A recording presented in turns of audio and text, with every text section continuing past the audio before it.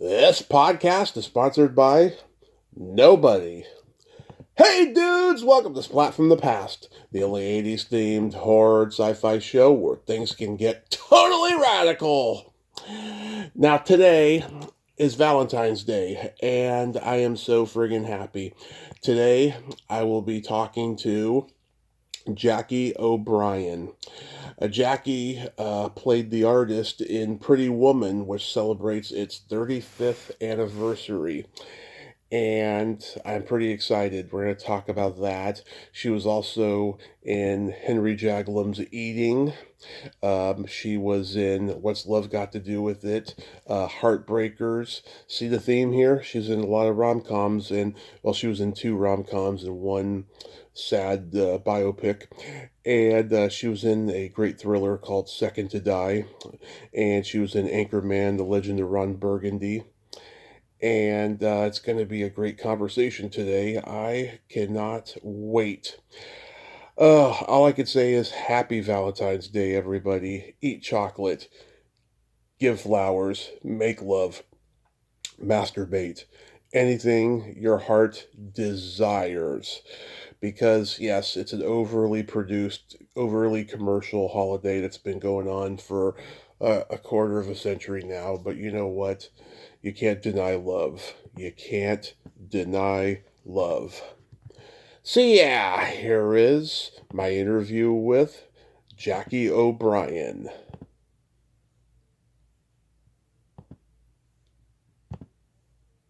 Hello. Hey Jackie, welcome to the show. How are you Oh, today? thank you. Thank you. I'm Yeah, excited. This is fun. yes, this is such a great honor. Thank you so much for coming on today. Oh, yeah. I'm thrilled. So, going back in time, did you gravitate toward acting early on in your childhood?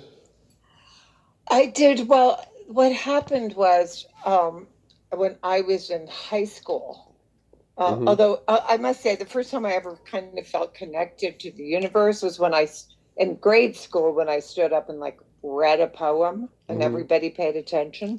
You know, I went, Yeah. oh, that's interesting. And then I actually did speak at a convention in Richmond when I was like 8 or 9. Mm-hmm. It was Children of the American Revolution, actually. And I noticed people paid attention. And I really liked attention because I have 5 brothers and sisters, Mm-hmm. and we were all a year apart. And everybody was like very lucid and very bright and very funny and very charming. So to get my parents' attention, you had to sort of like work at it. Yeah. So, but in high school, I was a really good student and everything, and I always had like a position like class representative and that kind of thing elected. And then people kept saying, you should be an actress because I was so dramatic. You know what I Yeah. mean? Like people go, have you ever thought about acting? In the classes, I had a friend who recently said every time the teacher asked a question, my hand went up first. So I actually joined the drama department in high school, and was the lead in all the plays, and I won awards in the state of Virginia for acting. I can see myself, I can feel myself humbling myself, feeling like I'm monitoring myself right now and saying, Mm-hmm. like I'm bragging, which, if you don't, I think in Hollywood, if you don't blow your own horn, the parade moves on. Yeah. So anyway, but I did win Best Dramatic Actress and Most Outstanding Dramatic Performance in the state of Virginia in the dramatic competitions, which I later realized actually James Dean did the same thing in Illinois. So Mm-hmm. there you go. I'm just like James Dean. Are you are you born and raised in Virginia?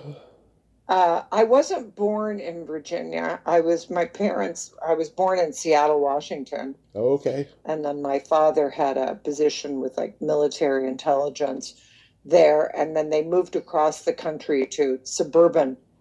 I grew up in like Northern Virginia, suburban DC, just 8 miles from DC. My father was a civil rights attorney. for the Veterans Administration in the 60s, which was like a Nice. really crazy time and tumultuous and revolutionary and, significant time. Did you grow up on a farm? So, pardon? Did you grow up on a farm? No, the town is Falls Church, Virginia, and we did have an acre of land, and we did have a pony, and Mm-hmm. we were the only people in town who had a pony and a swimming pool.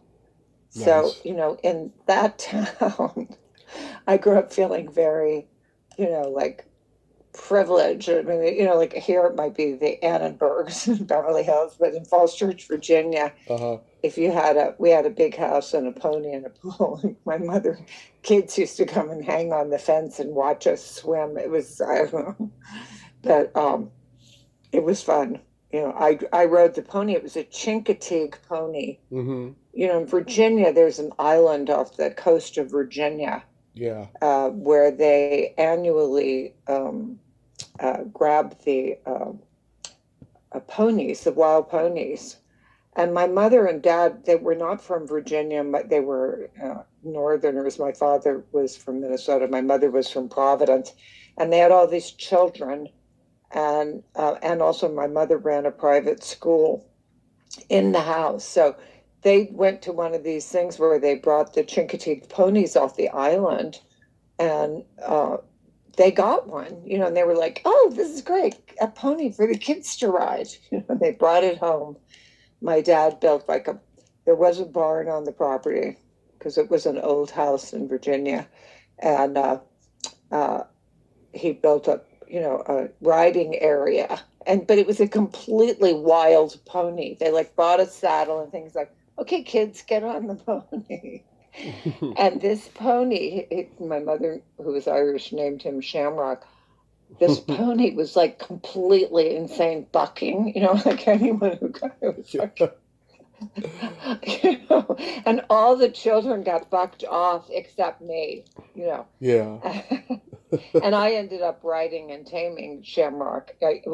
She did get someone to give us a couple lessons, but when I think back, it was, I now live on a ranch north of LA and I have horses and like what it takes to ride a horse, to tame a horse, like the complete insanity of just buying a wild pony and saying, get on it and ride it was an adventure to say the least. Yeah. So after college, did you go straight to LA?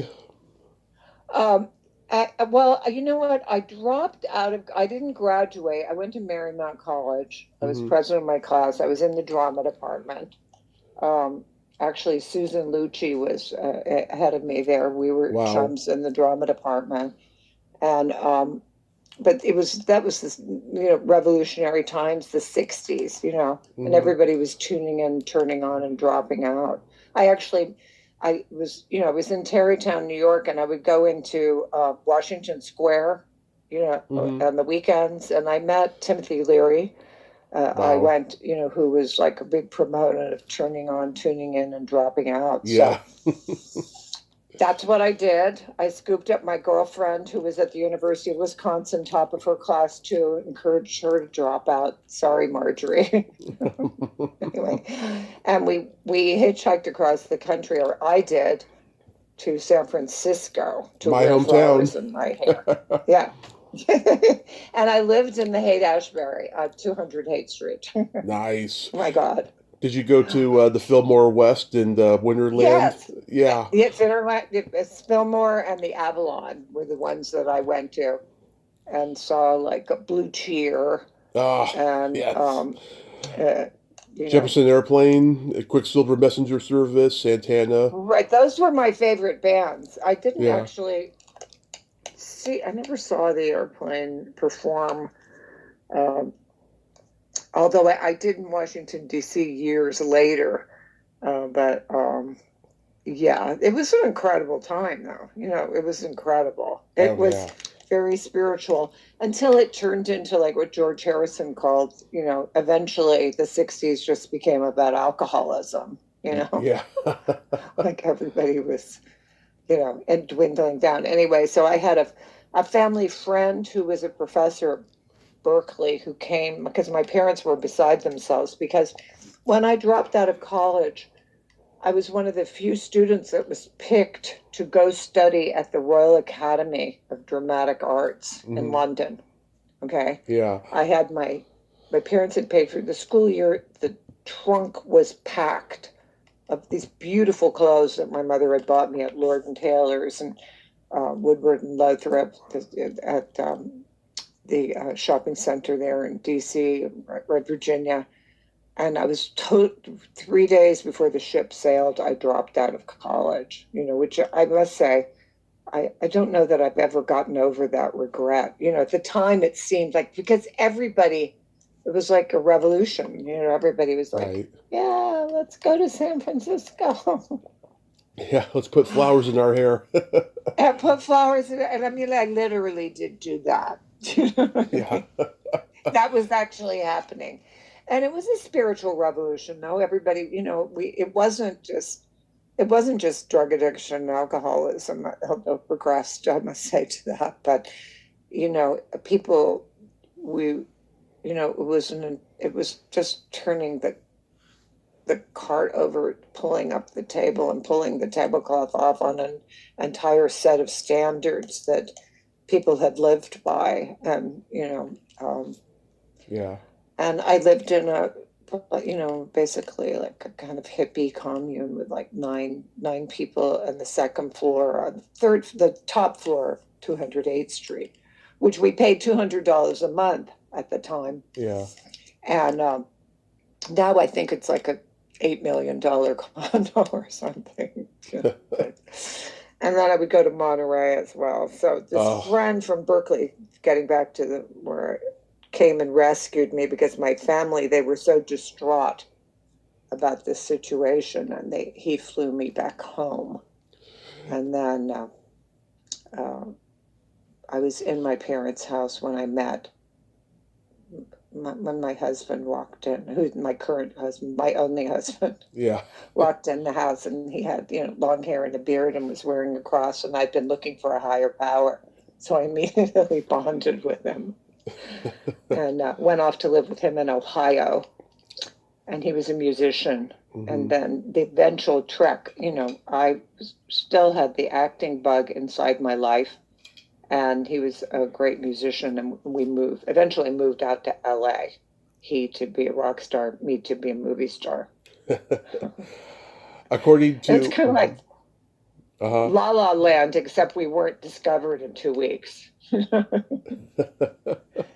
According to Yeah. IMDb, you played a waitress in the TV sci-fi movie Starstruck. Right, right. I know. That was like ancient history. But it was really, really fun. You know, Yeah. it was really, really fun.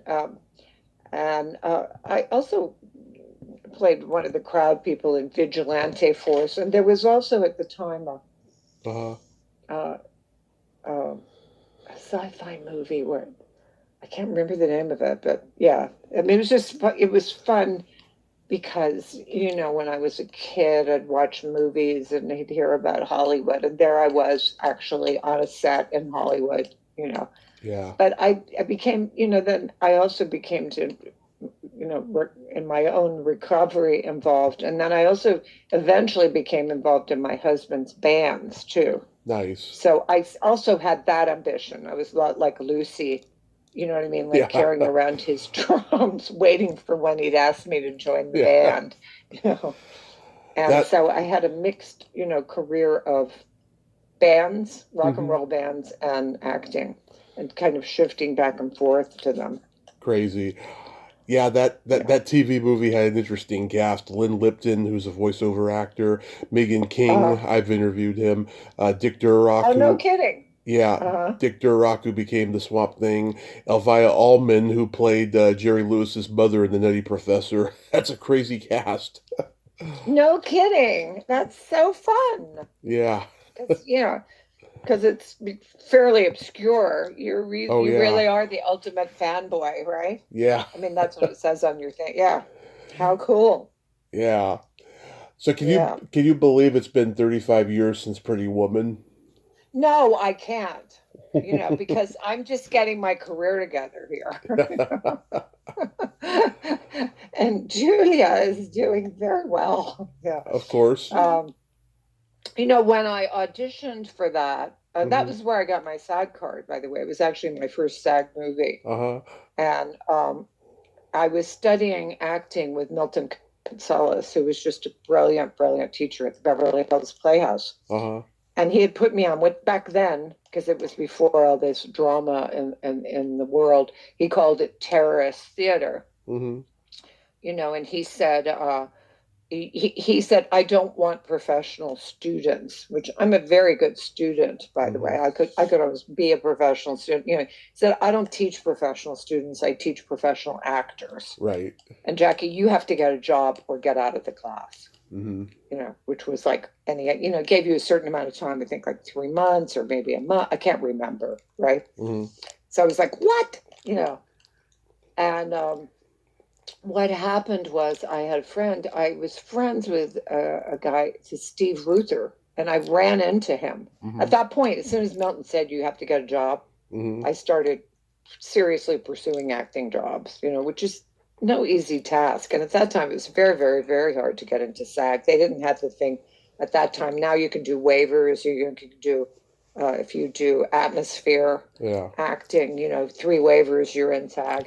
It was very, very hard to penetrate. And anyway, I ran into Steve Ruther, and here's what I said to everybody that I asked for a job. I said, Steve, um, I'm looking for acting work. Do you know anyone? He was an agent at the time at William Morris. Hmm. And I said, do you know anyone who's working on anything that I'd be right for? I wasn't going hat in hand, like, please give me a job. It's like, that I would be right for. And he said, Jackie, actually, I'm producing a movie and it's about Hollywood hookers. You'd be great for that. It's like, oh, okay, Steve. That was the actual encounter. I go, oh, right. Oh, okay. And he said, yeah, I'm doing it with Gary Marshall. Hmm. It's called 3000. And, call me, hold on, oh, okay, somebody's trying to call me. I should have turned it off. Anyway, so he said, we'll set up an audition for you, blah, blah, blah. Hmm. And so I immediately started going down and being the actress that I am. I mean, the student of the art, the craft. I started going down to Hollywood Boulevard. So it's about Hollywood, part of a Hollywood Boulevard hooker. Yeah. So I started going down and observing the hookers, Yeah. on Hollywood Boulevard. And when I went in for the audition, I had to audition. When I went in, I had to have seen the hookers, and I wore like cut off little Daisy Dukes, with Yeah. like my butt kind of showing and a little halter top, you Yep. know. And I walked in and all these girls are in there, like they kind of looked at me like they were wearing just like regular clothes, normal jeans and turtlenecks, and I was like, what the fuck? Oh, I'm sorry. Okay, you Oh probably no. have to. No, Fucking no, I swear can all you pass, want. right? Oh, thank you. I know. Oh, I try not to too much. Anyway, but people really stared at me like, and I also had platform shoes. You know what I Yeah. mean? I went 100%. Really thinking about Jodie Foster and what was that movie with De Niro, the Taxi Oh, Driver. taxi driver, yeah. Yeah. Anyway, so but I got the part. They said, Jackie, you got the part. Yeah. And then back in that time, which Mhm. seems like ancient history, it is 35 years, they sent you the script, it was called 3000. It wasn't called Pretty Woman. And it was called, because he offered her $3,000, Yeah. um, for the night. Um, in the plot. But there was a very kind of detailed plot about the hookers and cocaine dealing, and that's what my thing was like. A hooker was stealing cocaine on Hollywood Boulevard, which all made sense to me, right? Hmm. So I worked on it. I worked on it. That was like April, right? Yeah. Then in May or June, my agent called me and said, "Oh, Jackie, they don't want you to be the Hollywood Boulevard hooker. They want you to be the biker hooker." And I go, biker hooker. I go, is that an upgrade? Yeah. And he said, whatever, anyway, they're going to send new sides to you. So I'd worked on those other sides. Sides are your lines for the scene you're going to do. Right. And it was so fun because the messenger would drop it off at your door. Oh, yeah. So then I worked on those. And then I thought, oh, biker hooker. Okay, I better set a Hollywood Boulevard. And mind you, I'm still, as an actress, I'm in class with Milton. I'm working on scenes, but I'm going and checking out the hookers on Hollywood Boulevard for my authenticity. Mm-hmm. And then biker hooker, I thought, oh, I better start hanging out at Barney. Oh, and they said, you're going to play pool with Richard Gere. Mm-hmm. That's what they said. And so, and I never played pool. So I started going down to Barney's Beanery with my Daisy Duke cutoffs, playing pool with the bikers. And this is like, so April, May, June, July, I'm still studying. This is my first, I'd done a movie with Henry Jaglom called Eating. Yes. I'd done another movie, but this was, this was big time, and it was big studio, and it was Richard Gere, and, Yeah. so I wanted to be on my game. And so I kept, I got pretty good at pool, by the way. And, okay, so then August, and then the night before they said, oh, my agent called, oh, they have new sides for you. And they sent over the new sides, Mm-hmm. So like I'm up all night torturing myself, memorizing these lines, Mm-hmm. getting ready to play pool with Richard Gere. Yeah. Yeah. And I know this is an epic story, but it was epic, Yeah. And anyway, I'd been trained by Milton Gonzalez. He was an amazing teacher, and he said, believe me, when you go to move forward in your career, you're going to get every obstacle that could possibly arise. The morning before I went on the set, a dear friend of mine died that morning in heart surgery, Mm. and I was despondent about it. And he was a young guy, but I remembered what Milton said. And he also said, don't bring your problems to the set, and don't bring your mother to the set. So when I went on the set, I didn't say anything about, oh my God, my friend had died. I just showed up, suited up. I'm in my little outfit. I'm running the latest lines they've given me. And then Gary Marshall comes into my trailer, right? The great Gary Marshall. And he goes, Jackie, look, listen, I know we had you playing pool and doing this and this, but, here's what we want you to do. He said, forget about those lines we sent you. Mm-hmm. This is like the third memory. He goes, I'm going to have you at the bar, and you're with your biker husband. Yeah. And you're going to be talking to the bartender about how he needs therapy. And he says, say this, say that. He gives me all these lines. I'm like writing them down, Mm-hmm. desperately trying to remember it, thinking, oh my freaking God, I cannot believe this. And I wish I could remember the actor who played. He's an Italian name. I'm blanking on it now. But so that's the scene. I went in there, the biker husband was there. I'm having a whole dialogue with the bartender, right? Yeah. And I was brilliant. Yes, Anyway. you were. Okay. I did the scene. Gary loved it. He said, that's great. I loved it. People were laughing. It was really funny. And anyway, and then Gary just looks at me and he goes, Jackie, go over there and paint that wall and dance. Okay? Yeah. And it was a mural. There was a mural on the wall. It was the Blue Banana Club scene. So I went over there, again, in my little Daisy Dukes, picked up the brush, started painting the wall. Yeah. And did a good job, right? Yeah. There he goes. Great. That was great. I love it. So anyway, that was August. And then I can't remember when after that, and when I came to the set, Yeah. Because I was in the trailer, and then when I went to makeup, Julia Roberts was right next to me, and she was the most engaging, just totally sweet person. Of course, she wasn't the mega superstar that she became. You know what I mean? Oh, yeah. She'd done I think Mystic Pizza or something. Yes. Very down to earth, we had great girl talk, doing makeup and hair, and Yeah. almost my second favorite part of the set besides acting is getting my hair and makeup done. But anyway, so we had a great time. She was completely engaging and totally lovely.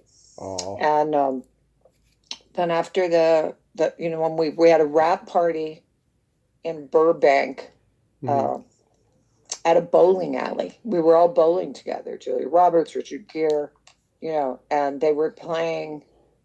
It was so lovely. It was really just so wonderful, Tommy.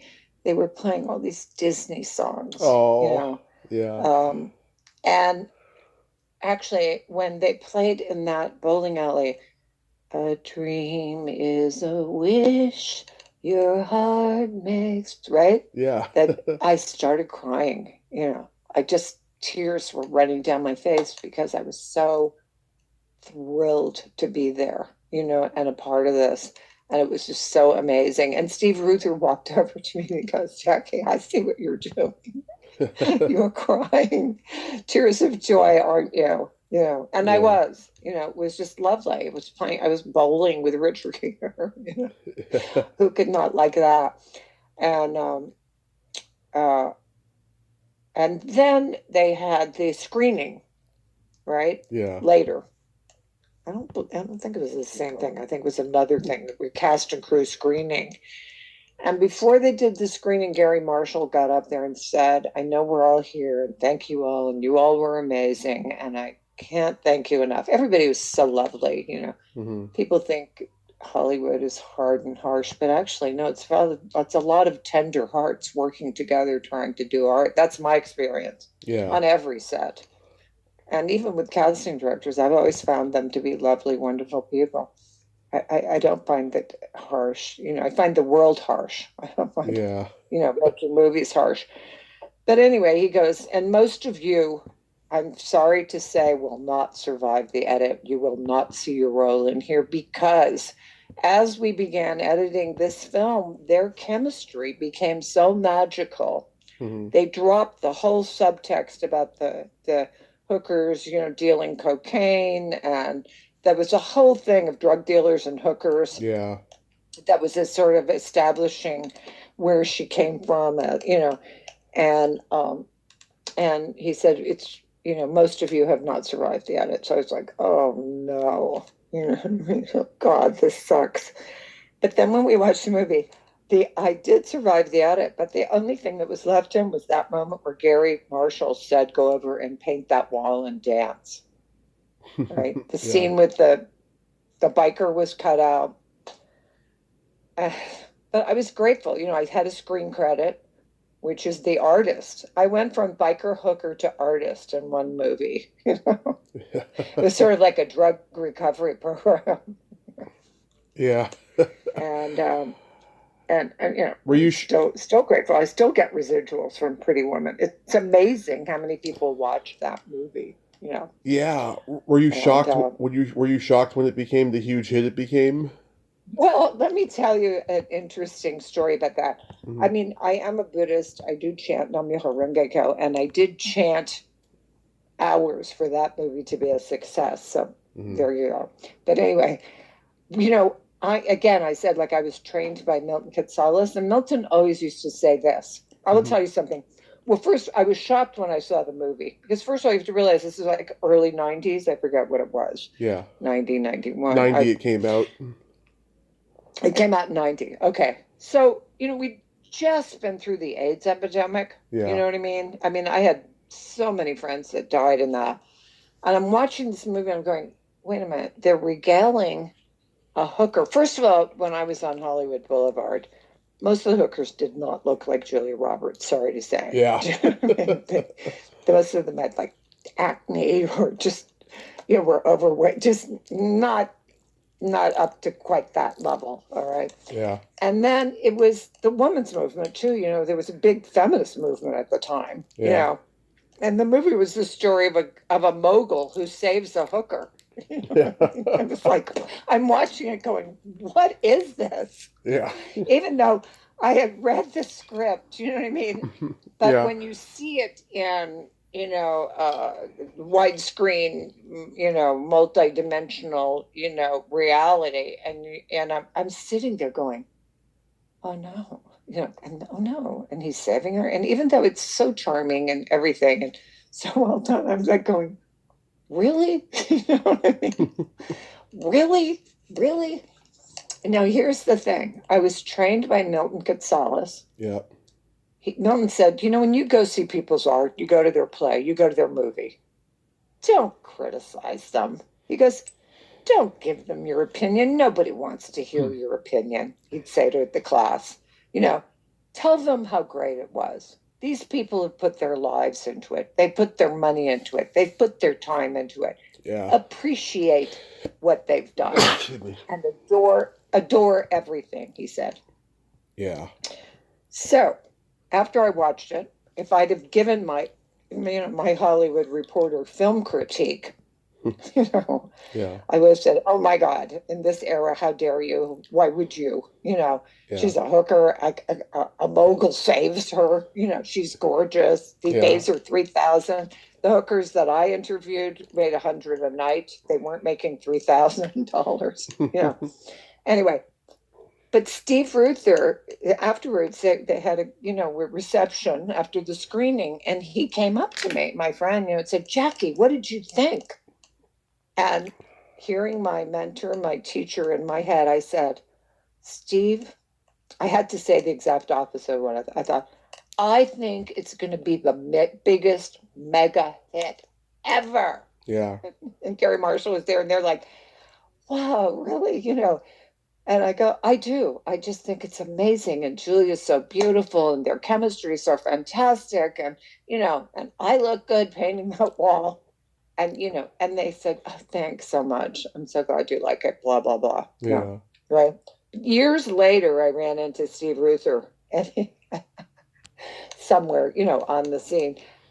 And he came up to me and said, Jackie, Gary Marshall and I were talking about this. You were the only person who thought, this is word for word from Stephen Ruther, mm-hmm. You were the only person who thought Pretty Woman was going to be a mega hit. Yeah. You were so right. Yeah. And I was like, thank you, Milton Gonzalez. So, do you know Day Young? Yeah. I have met her. My teacher from the Beverly Hills Playhouse, Dorothy Lyman, mm-hmm. Who she directed me in a play, and she's a dear friend of Day's. In fact, I'm on a thread right now because Dorothy's going to do a play in New York, and she invited Day, and I believe I met Day at one. I think she came to the play I was in, but I don't. I'm not chums with her, or I've met her socially, but she studied with Milton, and she's in Pretty Woman, and I've interviewed her. I just love her. She's so awesome. No kidding. Yeah. Oh, she's wonderful. She's a great actress, and I mean that sincerely. I'm not. And she's adorable with those dimples. Yes, she's lovely. Yeah, she really is. So many great people studied with him. Oh yeah, I've talked to most of them. It's crazy. Have you? Yeah. It's crazy. Kim Cattrall was in my class, and of course Kyle Chandler. Initially, when I first studied, actually John Larroquette and Michelle Pfeiffer were in the first class I was in with Bill Sorrell's one of the under teachers, and Patrick Swayze. Wow. I became pretty good friends with Patrick and his wife. And in fact, my husband drummed on something that he was put together back then. Back then, we called him Buddy Swayze. Yeah. And How about pretty intense? Oh yeah. People were very, very focused, just studying at the Playhouse and studying with Milton and Jeffrey Tambor ended up being my teacher. Yeah. Now I continued to study with Jeffrey. I was on a Zoom class with him as recently as a couple years ago. But now I study with Kat Shea, who's just I know Kat. She directed. I know Kat. Her latest was Rescued by Ruby. It was one of the top 10 films on Netflix. Yeah. And she directed Poison Ivy, years ago, which was an amazing movie. I love that movie. Too. I love, Huh? I love Poison Ivy, and Kat's been on. She's an interesting lady. Yeah. Yeah, she is interesting. Yeah. Very brilliant, very talented, and a great teacher and a great director. How about Sh- making breathing fire? Oh my I God. gotta tell you why I bring this up. Okay. Ki Kwan was on Mark Maron's podcast last week, and he mentioned that this was his first lead role in a movie.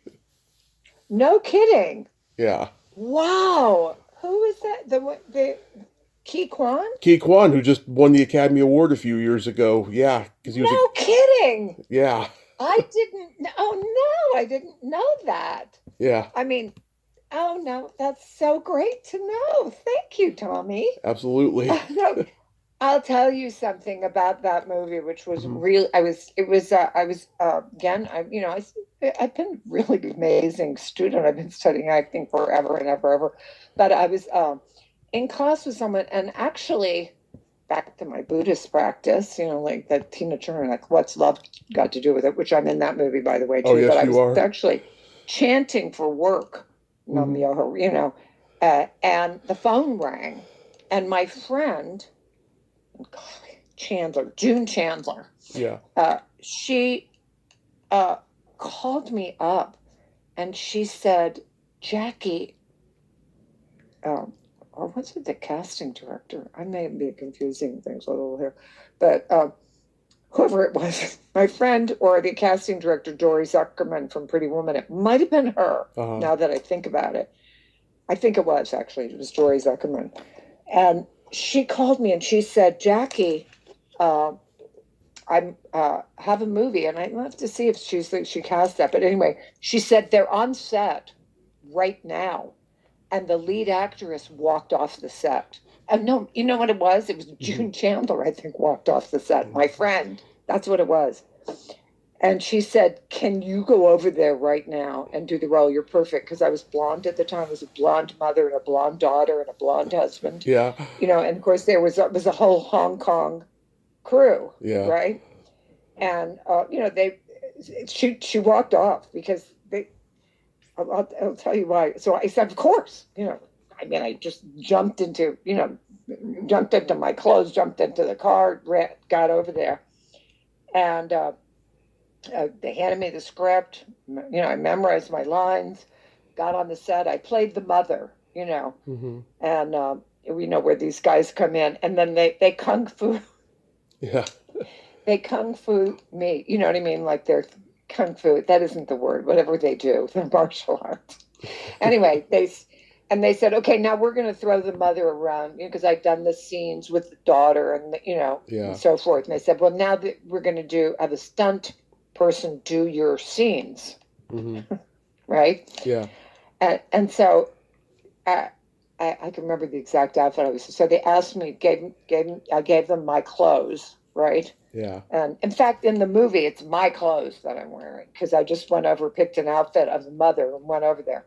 Hmm. Anyway, so, and everybody was from Hong Kong. Everybody was speaking Chinese, except the few Americans in the cast. So then the guy comes down and he has a blonde wig on. This is like an Asian guy with a blonde wig on, right? Yeah. With my clothes. And they said, we're going to throw him out. I said, wait a minute. If you're going to put my name on this movie, you're not going to have him be me. I'll do the stunts, like an insane person, right? Yeah. So they said, what? You want to do it? You're going to be thrown over the couch and so forth. And I go, I'll do the stunts. I cannot put my name on a movie where a guy is wearing that. And people are going to go, look, this is ridiculous. So they send him out. They bring my clothes back in. And they were throwing me over the couch, Yeah. strangling me. And it was like the middle of the night. It was like very weird. Do you know Yeah. what I mean? It was like a strange nightmare. You know what I Right. mean? Because I was overtired and I was hungry, and they were throwing me over this thing. This guy's on top of me, strangling me. And Yeah. then and I had this moment of cognition that in the midst of all that insanity, I was like, um, what are you participating in? I guess I kind of judged it actually, rather than, I mean, I think, a great job, but uh, I said, wait a minute, this is geared for 11-year-old boys, and they're strangling the mother in Yeah. this. Do you know what I mean? Yeah. And I just thought, do I want to do this? Do you know what I mean? I mean, I'm laughing because I had a therapist who said, why do you always laugh at what's painful? But I had an awareness of what are we putting out in the world, Yeah. and I finished the job and I did a good job, and I think the movie, that's a good kung fu movie, Yeah. which was very popular at the time. But it was an interesting thing for me because actually Betty Davis once said, it's not important what you say yes to, more important is what you say no to, Yeah. And I kind of decided, uh, I didn't want to do that. Although my career is made up of a lot of violent episodes against women. You Uh-huh. know, so I was a blonde. Yeah. Now I'm a redhead, but uh, blonde. I played a lot of hookers. I played the Yeah. hooker in Pretty Woman. Then I played the pilgrim hooker in comedy things. Then I played a hooker in Raising Hope. Yeah. If you're blonde and you're pretty in Hollywood, you're gonna play a hooker. I mean, I don't know. Now I've faced the last one of the last films I got cast in. I was playing a madam. Although I actually did not continue working on that set because it was literally unprofessional. That's one of the few jobs I've ever quit. Interesting. Yeah, it was super hot. There was no air. There was not even water for the act. It was just ridiculous. It was an indie film. You know what I Mm-hmm. mean? Yeah. And I really loved the director. He was great, but it was his money, and I was like, you cannot provide water when it's 103 degrees in a house. Yeah. I can't do this. I'm not that hungry. So tell me So about what's love got to do with it, because that's an iconic film now. that was such a wonderful experience. Again, and now I was in class Yeah. over. Uh, Actually, I should probably look and see. I'm blanking on the name of the casting director. I was in Milton's class, and actually Jeffrey taught it mostly. Yeah. And um, I was again, as I always do, chant for work. And sometimes more than others. And I Reuben was Cannon was the I was casting director. who? Reuben Cannon. Yeah, Reuben Cannon, but David. He was his assistant was a guy named David, and I'm blanking on his last name. Sorry, David. If Mm-hmm. you're listening, give me a call. Anyway, thank you for Reuben Cannon. Yeah, that was Yeah. the Yeah. company, Yeah. but David was his assistant. I began with a G. I can't remember. Anyway, he was in class with me, Mm-hmm. and I'd been chanting for a to be, when Buddhists are Buddhists our main drive is not main drive, but our deepest wish is for world peace. Right. For everybody through individual happiness, not Yeah. carrying placards and demonstrating for world peace. Which Yeah. I've done also, but that each person within themselves taps into their what we call Buddha nature, and thus becomes harmonized within oneself. It's called human revolution, and then goes out in the world. So Yeah. I wanted to be in a project, like I told you about my experience there with the Kung Fu movie and being strangled. I thought, I really want to be in a project for world peace, what we call Kozen Rufu, and I was focusing on that, and I was praying for that. And, I was in class, and then David, who sat next to me, he said, I'm doing the movie about the life of Tina Turner, Mm-hmm. which I mean, you probably know, and most people know. She was a practitioner of the same practice I was in, Yeah. right? And I was like, Tina Turner, you're doing Tina Turner's life. I said, I've got to be in that movie, David. And he said, Jackie, there's not any parts for you. There's hardly any parts for any white people at all in the movie. It's what he actually said. Yeah. I was like, oh, but I thought, I really want, and he said, Brian Gibson is directing it. And I knew Brian Gibson. In fact, I had dated Brian Gibson when uh, my husband and I were split up for a while there. I've Wow. actually gone out with him. I was like, oh, this is perfect. I'm going to get this. You know what I mean? Mm-hmm. And then he said, well, it's busy. We're shooting now. There isn't a part, blah, blah, blah. And I hadn't been in touch with Brian in a long time. I just thought, I'm just absolutely determined I'm going to get a part in that movie. Mm-hmm. And then David came in one day and said, Jackie, there's a part for a boutique clerk, for when Tina Turner goes to get her outfits together for for joining Ike's band. I was like, yay, perfect. And at the time, I was working in a boutique at Beverly Center, right? So I go, right? You can hear it, can't you, Tommy? This Yeah. is destiny, Yeah. right? This is destiny. This is destiny. And he said, actually, I will set up. No, oh no. Before he told me that, by the way. Yeah. Oh, sorry. Before he told me that, I was working at the Beverly Center one night.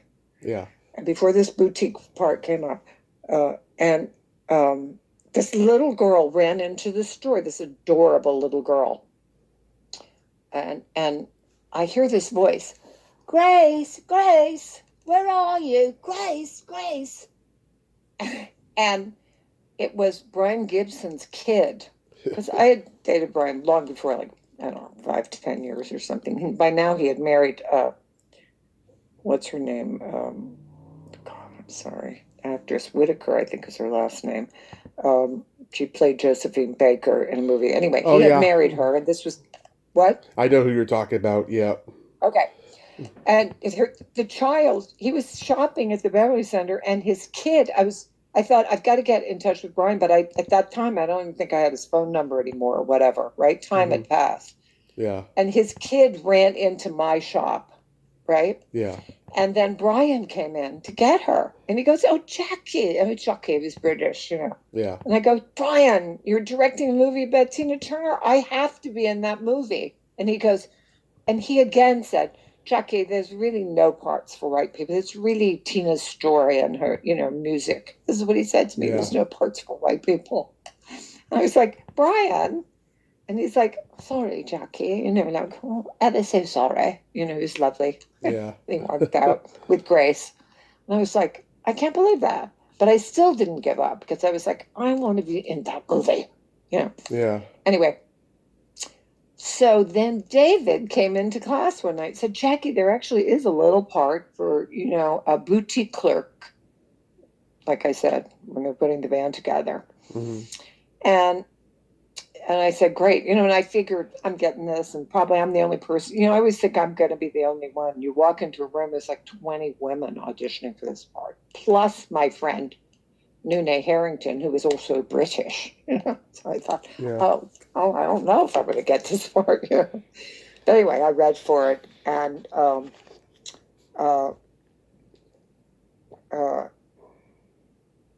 I didn't hear anything. And David said, they haven't decided. He said, we sent the tapes down to Brian. He's shooting at like Johnny some diner and down in LA. And I said, what's happening with that? He said, we sent the tapes to Brian. And I, through every deceptive message possible, I managed to get Brian's phone number. Wow. And I called him. He didn't pick up. But I had a fear. I thought, if there's like 20 women, first of all, he may not look at everything. Or an assistant, it was a small part, might pick it. You know what I mean? Or whatever. Yeah. So I, because I was taught this way, the Milton really taught us, if you want something, pursue it. Don't give up. Mm-hmm. And also my Buddhist practice teaches that. So I had the nerve to actually call him. I said, Brian, I auditioned for the part of the boutique clerk. You know that I can do that. You ran into the boutique. you know. Yeah. And with Grace, it's Jackie. I really would love to work on that film. And I got the part. I didn't speak with Hmm. him. I left a message though. I don't know that he heard the message. I don't know that he probably did. I don't know. So that, and then when I worked on the set, it was just amazing because we shot for like 10 hours Uh-huh. in that boutique. Okay. Hmm. Working with Lawrence Fishburne, which at that time he just called himself Larry Fishburne, and Yeah. Angela Bassett, who were like two amazing actors, to work with. And Brian had me doing all kinds of improvs. And Lawrence Fishburne turned to me, and he says, I'm going to flirt with you, and we did this one. See, he said, Brian doesn't really get it. It was kind of funny, Lawrence, because Brian was British. And Lawrence was referring to the United States in the 50s and what it would have meant for a black guy to flirt with a white woman. He wanted to sort of layer. Lawrence is a very layered actor, very deep, very deep. Angela kind of stayed focused on her thing. I didn't have a big connection with her, although I didn't interact with her. Uh, we Yeah. didn't chat a lot. I did chat with Lawrence, and Brian had us doing it over and over and over and over again. But I'll tell you something else, Tommy, that I remembered because Hmm. Pretty Woman, my scene got cut out. Yeah. And I remembered reading, I read a lot of stuff about actors and their careers and so forth. And I had read James Woods' Yeah. um, biography or an article. I'm not sure what it was when he did uh, that movie with Barbara Streisand and Robert Oh, the Redford, way we were. The Way We Were. He played Barbara's boyfriend, right? And he said he kept getting cut out in the dailies. You know what I mean? Because Yeah. Barbara is such a megawatt star and Robert Redford. And he said what he decided to do. He literally said this was get his head as close as possible to Barbara's, so they couldn't cut him out, right? Yeah. And I remembered that on that set. I thought, we're doing all this stuff. And I had a lot of dialogue, and it was about the clothes and the dresses and the thing. And I'd had a lot of fashion experience. I had managed a lot of clothing stores and stuff. So we had some really good scenes, but I remembered what James Wood said, and I put my head as close to her as, as possible or as Hmm. close to him, so that they couldn't cut me out, because I realized, they could do a thing where they just flashed her in the shop and moved on. Hmm. So um, when we shot, oh, then again at the screening, again, Brian Gibson said, no, he actually called me. He said, Jackie, I have good news and I have bad news. He said, the good news is you survived the edit. He said, the bad news is we've made it a musical montage. And it's basically, it almost looks like an atmosphere part, which it Hmm. wasn't, you know, uh, because, we had to move on, be not but city limits and so forth. So that was that, it was again, they're like, oh my God, you're being cut out. But I'm in there, you know, Yeah. and I had the experience of working with those amazing, amazing actors. I love So, heart. and I love Heartbreakers. I think it's a very underrated rom com. That must have been a lot of laughs. yeah, it's very underrated. I was very annoyed too. I mean, they nominated Angela, which I thought she should have won, Hmm. and Lawrence, but they didn't nominate Brian. Yeah. He didn't get nominated for director that year. And I called him and said, Brian, I'm disappointed you didn't get nominated because two people don't get to be best actor and best actress without having best director. I Yeah. think it was very disappointing to him. Um, Although I don't think he based it, he was a really interesting guy. He was a very kind of rock and roll guy. He'd done Breaking Glass in Hmm. England before that. And, he died not too long after that. He did have me in to read for one other part in one of his films, something about a lawyer. a judgment or something, but I didn't get the part, so I've suppressed what it is. But he died shortly after that from some serious kind of gall disease, cancer, some sort. I love Heartbreakers. I think it's a very underrated rom com. That must have been a lot of laughs. That was so wonderful Yeah. and so fabulous. And my it is actually my favorite acting moment because in that movie I worked with Gene Hackman, Yeah. you know, And David and Merkin, he's a genius. he's a genius. And by the way, he's well. The weird thing about that, my call time was 6. I learned a lesson on that movie too. I showed up there right at 6, Mhm. which I later learned. You're. I drove onto the lot. Said, I didn't know that they would let me on the lot before 6. That's sort of my level of self worth at the time. And when I drove onto the lot, they said, "Are you Jackie?" Actually, I think, yeah, I'm Jackie O Brien. I go, yeah. And he goes, "Oh, Sigourney Weaver and Gene Hackman are waiting upstairs to rehearse with you." And I was like, what? Oh Yeah. my God. Parked my car, ran up there, came into a room and rehearsed with them, which was amazing. Okay. Yeah. And then when we worked on, and that director was wonderful. Kaplan, I think is his name. And David Merkin. He David had Merkin. directed Rami Romeo and and Michelle's high school reunion, and he wrote some of my favorite episodes of The Simpsons and produced that he did, yeah. season. Yeah. He's just a marvelous person. And that was a scene in the art gallery, Yeah. and they had the weird thing is Gene Hackman, they had all that makeup where he had all these age spots all over him and everything. It was kind of creepy because Yeah. they wanted him to be creepy, Yeah. and I have this scene, where he comes into the art gallery and he's smoking. And he goes, "Excuse me, sir, but smoking is not permitted." That's what ended up in the cut, Yeah. of all the things we worked on. And he goes Nazi, but when I finished that scene, he looked at me and he said, "That was good what you did." And even right now, I sort of, my eyes kind of tear up. It was so Yeah. validating and so kind, it means you have Yeah. to do that, and many things I've worked on, people just walk away, and go, "Okay, great, next scene."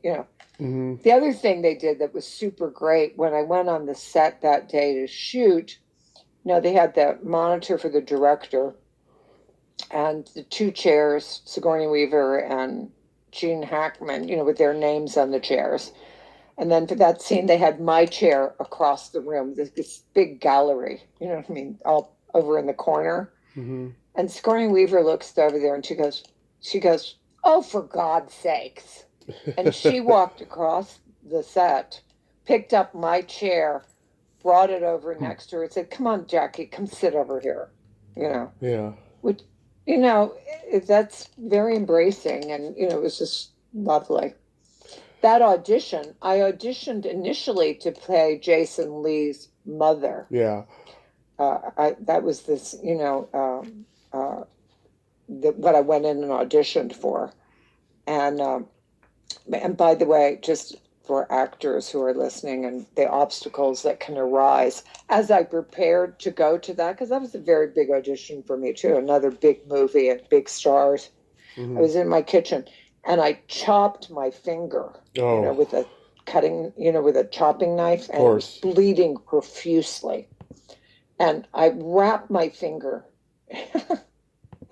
and, gauze, and then adhesive tape around it, and almost, I mean, I thought, oh God, of course I would do this, it's like self-destructive. But when I went in and I did that audition, I put my hand on my hip behind my back and like Hmm. hid the giant bandage that was on my finger, Oh which yeah. was still bleeding. So, but they loved me, but they said, "Oh, you don't look old enough to play Jason Lee's mother, but we love you." Yeah. So my agent said they wanted me to be the art gallery director, Yeah. and so that was that. But it was a great experience. Jennifer Love Hewitt, I've always had a crush on her. And Sigourney Weaver, that scene where she's like dangling her shoe to get that guy's attention, it was Oh, hilarious.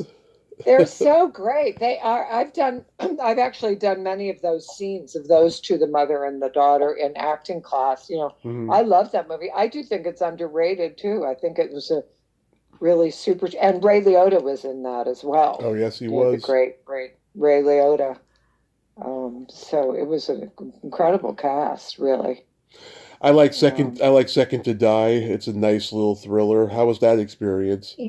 that was fantastic. It was actually so fantastic. I had a great time. I really worked on that because it was an alcoholic, trailer park mom. I Hmm. love those roles. And uh, it ended up being they said, oh, we're shooting, pretty far away, blah, blah, blah. And it was actually really kind of close to my ranch out here. Yeah. And the young woman who played my daughter, I regret I'm spacing out her name, but but I did many scenes in that film, and You were hilarious. You were very crass and volatile. yes, exactly. Thank you. Yeah. And in fact, but actually, and my dear friend Michael Holdaway, who is a stylist, Hmm. he came with me. He helped me with my wardrobe, and he helped me get there and everything. And and I had talked about the difficulties I in my life had with alcohol and drug issues, and the recovery from it. And he said, Jackie, Hmm. your incomprehensible demoralization is bringing in the cash now. Because everyone on the set, actually, they were convinced I was actually drinking. They thought I was actually drunk on the set, Hmm. because when I work on something, I stay in character. Yeah. Do you know what I mean? Yeah. And they were like, "Are you drinking? Where are you drinking?" You know what I mean? Like, just, and I had to pop out quickly and go, "No," But that happened to me on the last film I worked on too. Not the last, second to the last Hmm. film, which was called A Die for a Dollar. Yeah. I played the funny thing about that film, just to sort of segue over to it. It was I played a banker, so I had worked on it, and Yeah. but it was a banker, and like she was like he said she was like an '80s a woman who never left the '80s, Yeah. with the hair and the thing. And so I brought red suit to that set. It was an indie movie, so I brought my own wardrobe, which I ended up, by the way, in Pretty Woman. I ended up wearing the very same Daisy Dukes and very outfits that I auditioned in. Nice. And that happens to me a lot, because like if you really create a character, sometimes the wardrobe people can't can't top what an actor can come up with. Yeah. Happened to me on Raising Hope too. I played a yoga lady, and they said they tried to find an outfit for me, and then the director said, "Bring your outfit." But anyway, on that set, I'd worked on the banker, and I'd studied bankers as I do, and Hmm. talked to bankers and dressed like, but she was a little bit of a loon from the '80s. And then right before I shot the scene, the director says to me, uh, Errol, the director, said to me, Errol Sack, right before I shot it, ready to go on the thing, he goes, and she's drunk. Which I loved, because first of all, I was so in the moment because of that. You're like, oh, she's drunk. Yeah. That changes it a little. So I love playing drunks because I don't drink anymore. So it's Yeah. kind of fun to play one. So I at least get the drunk high through my own artistic ability. Hmm. And how about Anchorman? So, oh, Anchorman was so wonderful. Uh, Oh my God, it was so great. But again, I mean, that scene got cut down to nothing. But um, first of all, the script was hilarious. I was playing the secretary, which is Christina Applegate, yeah. her assistant, Mm-hmm. and then we had a luncheon with the ladies. There were many more women in that script. It did end up being a boys' club movie, and of course that's hilarious. Mm-hmm. But there were a lot more. We had a really funny luncheon scene with the women. That's the one that I primarily cast for, and we had really funny quips, and that whole scene got cut out, and all that's left in that film, tragically for me, but I'm uncredited, but I still get residuals. Was Is my laugh as a segue on. They cut this scene out with the ladies, and I think it's because it's such a, it's really, like I said, a boys club movie, but shooting it was Mm-hmm. wonderful. And Will Ferrell is another great human being, and that's Adam McKay, Mm-hmm. who's brilliant, of course.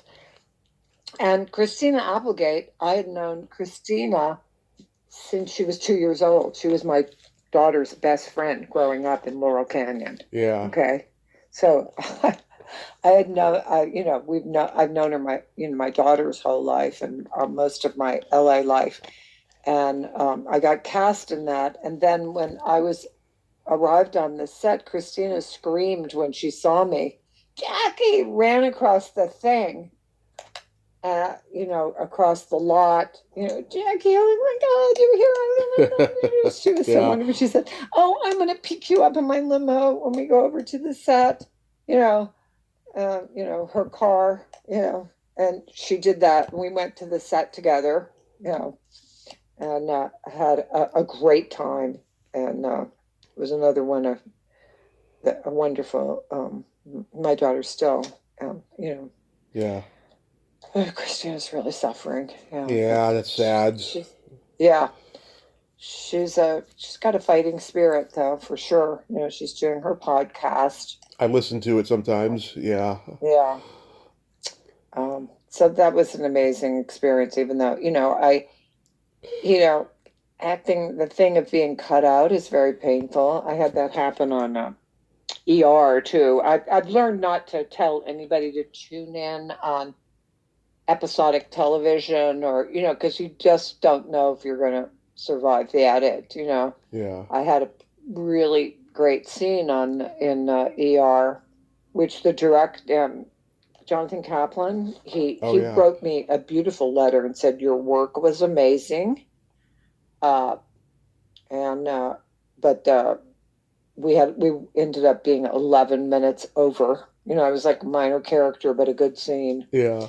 But the kindness of him, well, I guess I actually, he did something very kind for me after that, which he said, please don't mention it to anybody. Okay. I mean, it wasn't anything sexy, but it was very kind and career advancing for me. Okay. Mm-hmm.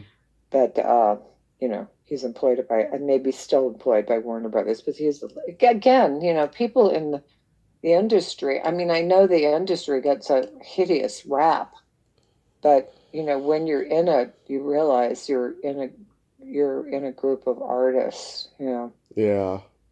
The craziest one I ever did was the Raising Hope, Mm-hmm. uh, that TV series. Have you seen that at all? I never watched Raising Hope. Not No. Raising Hope, not Raising Hope. I mean, it's the Outsourced, No. with the Indians who ran a company. I No. played the white yoga lady, Uh-huh. and uh, the script was so hard to memorize because I was the yoga lady, and my lines were something like this. Uh-huh. And they were mocking, of course, the yoga ladies, right? And Yeah. especially the white yoga ladies. And these were Indians watching a white yoga lady. Like the lines were like, and the inside is the outside. And at the same time, it's the quintessence of the universal consciousness of the inside, being the outside, with the inside included in you know what I mean? It was like that kind of dialogue. Yeah. And I worked so hard on memorizing it. And then when I got on the set, which was spectacular experience too, because you have it was a big crowd it was big cast, and then many people on the crew, and it was the day before Thanksgiving. Everybody wanted to be out of there. But right before I was going to shoot it, they said, "Oh, the writers came up with a different dialogue for you. We're going to give you 5 minutes to memorize it." Mm-hmm. And it was that was the most challenging thing I've done as an actress, quite frankly, because it Yeah. had to have that timing, you know what I mean? And it was the lines were insane. The inside is the outside of the inside of the thing. And in television, they're very, very strict about you, uh, you know, saying the exact thing the writers write. Like indie movies, sometimes you can improv. Henry Jaglom, the whole movie was improvised. You know, eating. Yeah. That's entirely improvised. You know, but that you know, like the casting Hmm. director for Modern Family once said, "Hey, people." And I took a casting director's class. He said, we have Emmy-winning writers. We don't want your improvisations on the lines. Hmm. So I mean, I was the most determined I've ever been, the most focused to memorize those lines and then get out there and perform it while I was doing yoga on a desk. You know, it's it's a funny scene because I'm like in an office teaching people yoga on top of a desk, Yeah. And what the hardest part about it was to not laugh while I was doing it because everybody was laughing. Yeah. That was super fun. So today is Valentine's Day. Do you have any special plans? Well, I do actually. I'm going to see Ella Woolsey uh, perform. Hmm. I'm related to her. We don't use the term Yeah. grandmother, but she's my grandchild.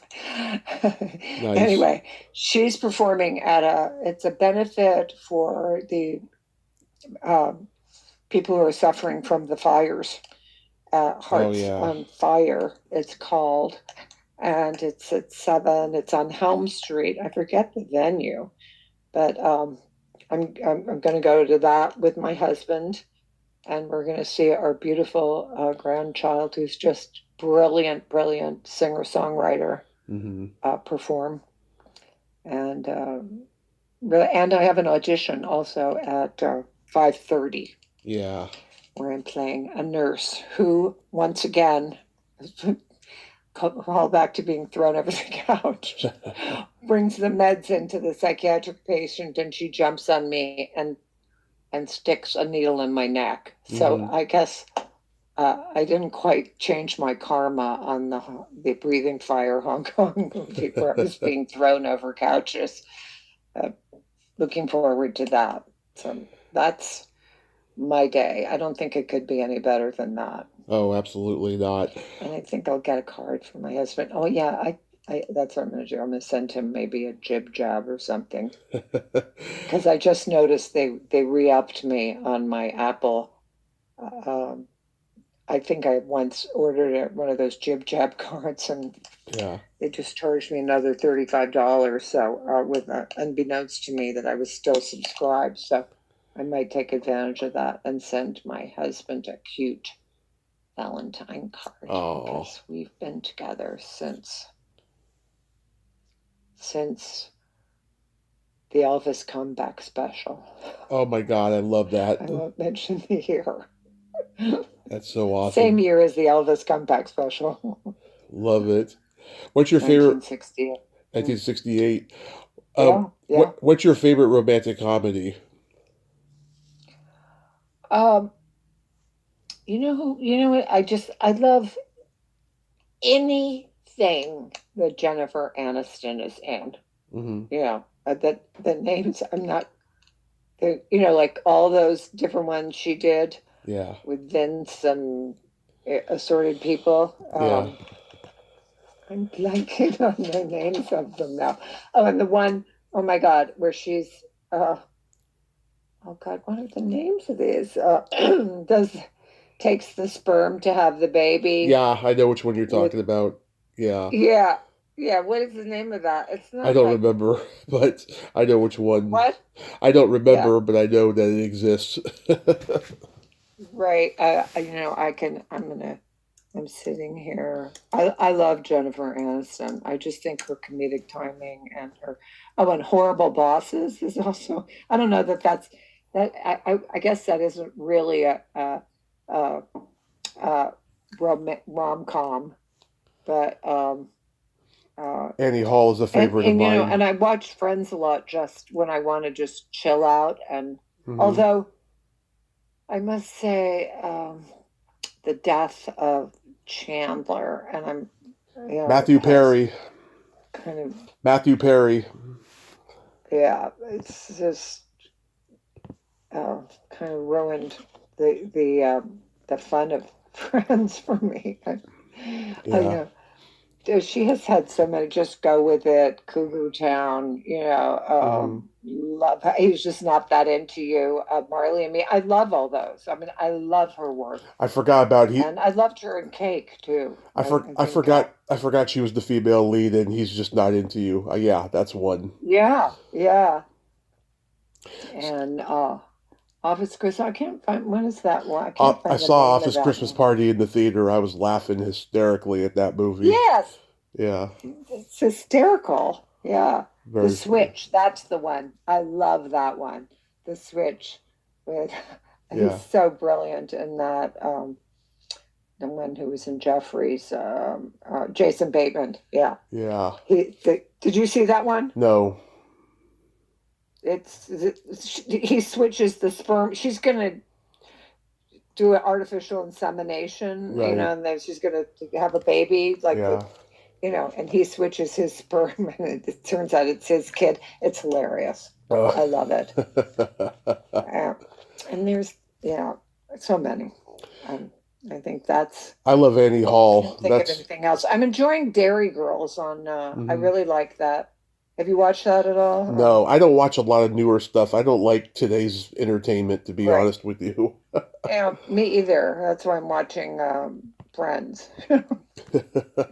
And I also love The King of Queens. I love that for, like when, and I also watch my friend Dorothy Lyman's show, Mama's Family. It's, you know what I mean? Hmm. I really enjoy just lame comedies without Yeah, political agendas. And, I like know.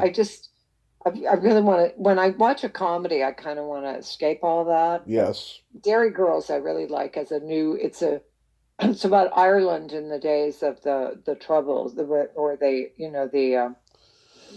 when they were having all the issues with Northern Ireland, and it's Yeah. really really funny. It's, of course, I was a Catholic schoolgirl myself, Hmm. and it really is a send on that, and Irish also. My mother was 100% Irish, so Hmm.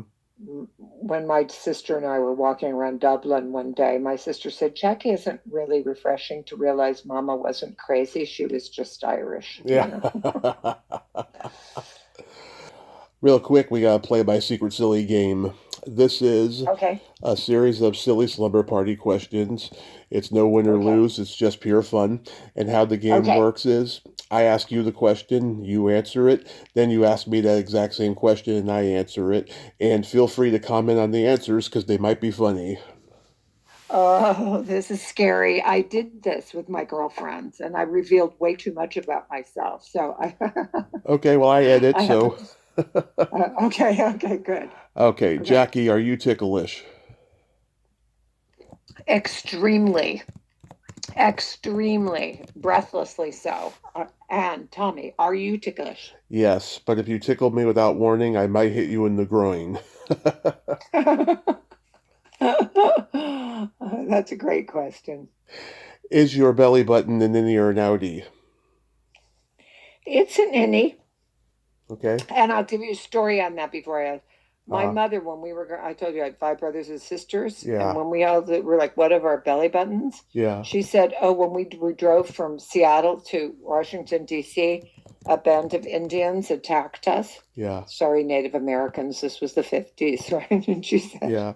we were all shot with arrows. Uh-huh. And I believed that till I got to a certain age. Is yours an innie or an outie? It is also an innie. It's an innie? Yes. Yeah, that's good. What color are your toenails painted? Red. Love it. What color are your toenails painted? Black and pink for Valentine's Day. Oh, Yep. What would you say okay, is good. what would you say is your best personality trait? I, I, I think my sense of humor. Mm-hmm. Yeah, I mean, off the top of my head. How about you? I have empathy and I have no filter. Yeah, that's a very good quality. What's your guilty pleasure? Diet Coke. Love it. What's your guilty pleasure? Pizza and watching a raunchy sex comedy movie.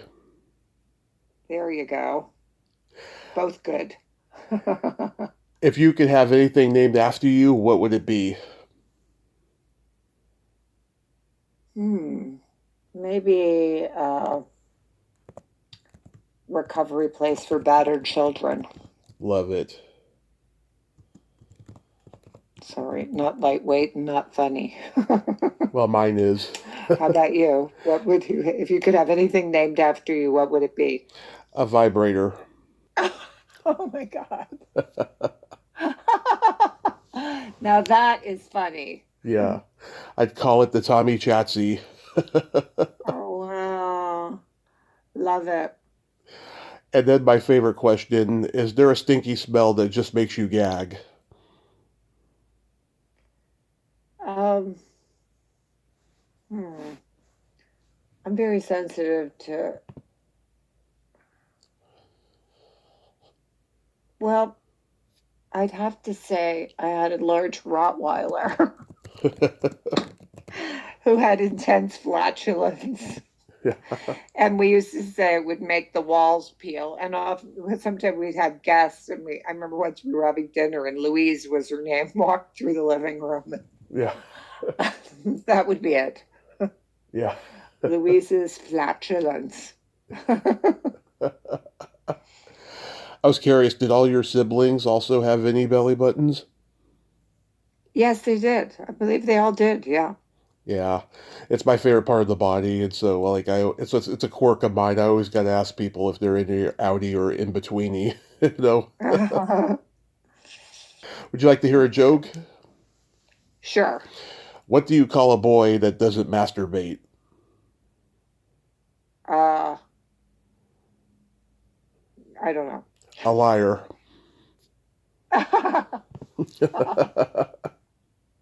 That's good. Thank you, Jackie. This has been a tremendous honor. Thank you so much for coming on Oh, today. well, thank you. I really had fun. I really had fun. You had great questions, um, and it's sort of like it's Splat from the past. It sort of was like reeling back the past on my career and things that I've done. And I Hmm. enjoyed speaking with you, and hopefully to be continued. Yes, I We'll hope meet somewhere someday. I would love that, and I hope you ace that audition and that you have a happy Valentine's Day. Be safe out Thank you. there. You too. You too. Yes, Okay, Tommy. Thank you. my pleasure. Bye bye. Okay. Bye. Well, there you have it. Jackie O'Brien. Ain't she a sweetheart? Oh my God. Wonderful, free spirit, great sense of humor, great laugh. I enjoyed talking to her today. It was so fantastic. I loved every moment of that conversation. She is just a positive ball of energy and great stories. Well, until next time, this is Tommy Throwback Kovac saying there's no shame in living in the past because the present sucks. Later, dudes!